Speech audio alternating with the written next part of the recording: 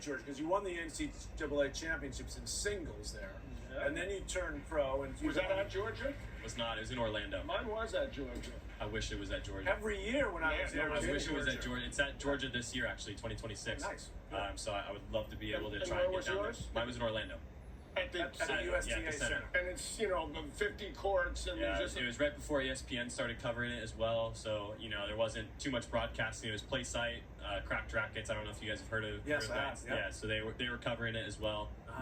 So without them, people wouldn't have known maybe. And I didn't know this, but I see this in the notes that you were actually down 4 match points in the final match. Yeah, and in the final match, I was down love 40, 7-6, 5-4, love 40. Wow. And was able to save 4, deuce point included, and then the first round I saved 1 on my own serve. first round. Who was that against? Luke Famba, actually a French guy from TCU. And what about is that the finals? Or That was first round. The finals against Andre Styler from Michigan. Where's he from? He is from Czech Republic, I believe. He's working in New York now in finance. Oh, okay. We'll get him the academy. Are you the only American? There's no Americans in Play college. I mean, Jesus Christ.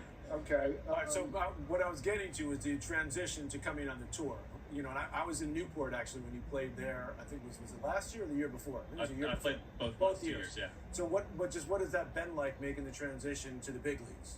Yeah, you have to learn a lot about yourself. In college, I was winning a lot of matches towards the end of my career there. So I had a lot of confidence, and then when I came on tour, I really struggled. I lost a lot of matches consistently. I think I went on like an 11-match losing streak after turning pro. Which never happened when you're in the juniors, obviously, or in college. In juniors or in college, I would write down my goals, and once I wrote them down, I'd immediately accomplish them. And then once I turned pro, I kind of did the same thing. I thought, if I write down my goal, I'm going to win a challenger by this point. Right, I'll be top qualify 100, U.S. right. Open by next year. It's like all these things I wrote down, and that reality was that didn't happen. So it was a really tough transition, but I was able to look back at a lot of the things I learned through college. Fortunately, having a team with Brad Stein and Brian Garber who are coaching me, they were able to really help me through those difficult moments.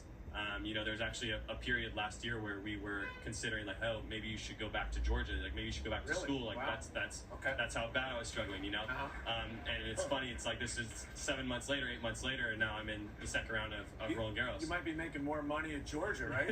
In the challengers. NIL.